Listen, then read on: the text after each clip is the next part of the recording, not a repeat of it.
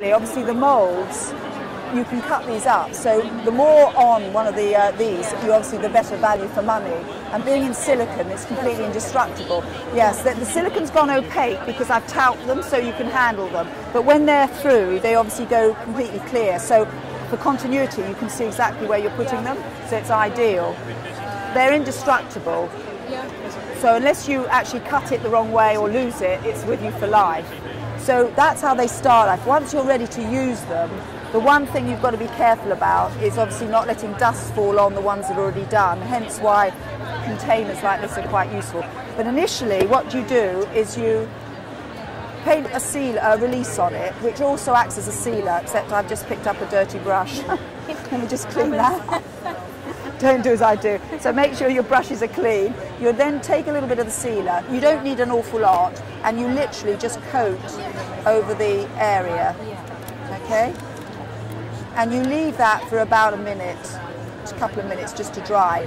The instructions say put another layer on, but to be honest, it's not always necessary. If it's very deep, I might put another layer on, but with something quite shallow, I wouldn't worry. So lids on everything. Now there are 4 tones of these colours. I find the most useful is this one, the pinky one, only because it's much easier to darken something out than make something look lighter. But you've obviously got olive, and they've also got a dark one for really dark skins. Sort of cater. I tend to talk of skin tones 1 to 8, 1 being really white, 8 being really black, and then you've got others in between. So it's sort of covering all the different ones he's done it. When you're ready to use it, you raid Costa Coffee or for the orange sticks, and then you just, what I tend to do is put quite a bit on and find the nooks and crannies of the piece initially, so the majority is on, but I leave a mound at the top there. So I've sort of got it coating.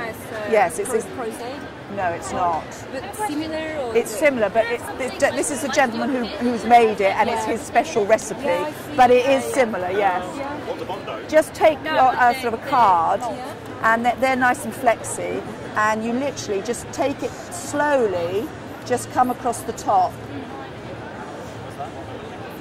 If you haven't succeeded in doing it in one, it's not a problem, because I mean I have there, but if I hadn't, you can just go back in.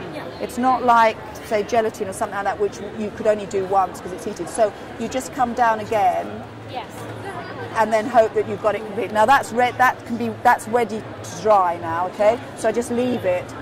Probably, actually here they're drying quite quickly, but I would say a good hour, possibly 2. Deep ones might be even longer. To be honest, a lot of these I just leave overnight. So you do them the night before, prep them the night before, and then they're ready the next morning. So don't ever throw the excess off, because you'd be surprised how much you get out of a jar. The jars don't look very big, but I've made quite a lot. It's got to be 50 or 60 here, and I still had some left down at the bottom. So it's quite economic, because you can see a lot goes back in. So that's how it starts. Then it ends life like one of these.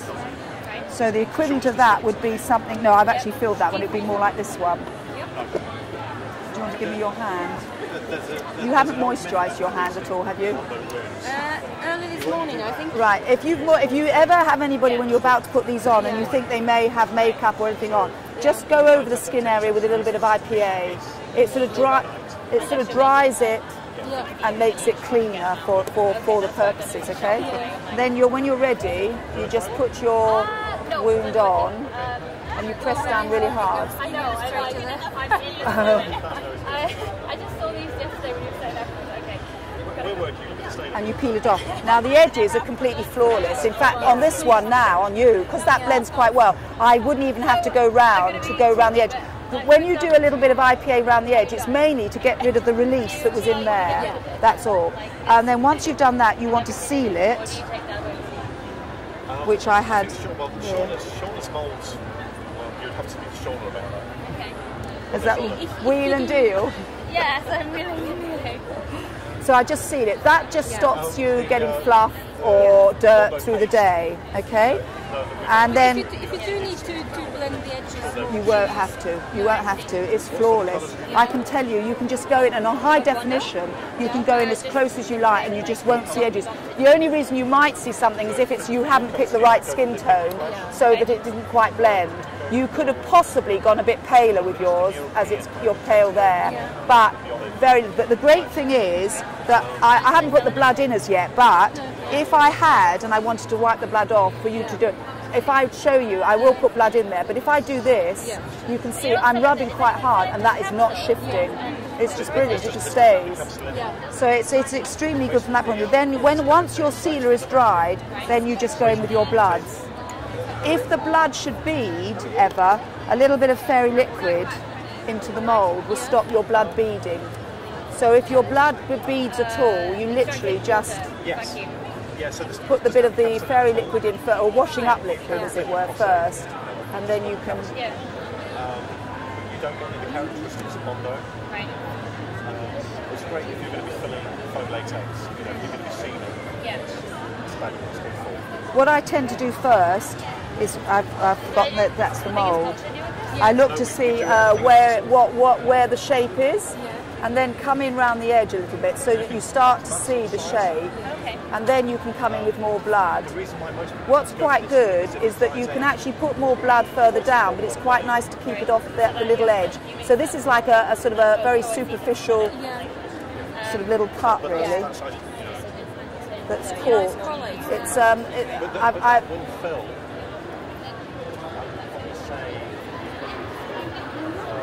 and you can just add or take away according to where you want. 7 or 8 to each one of those molds out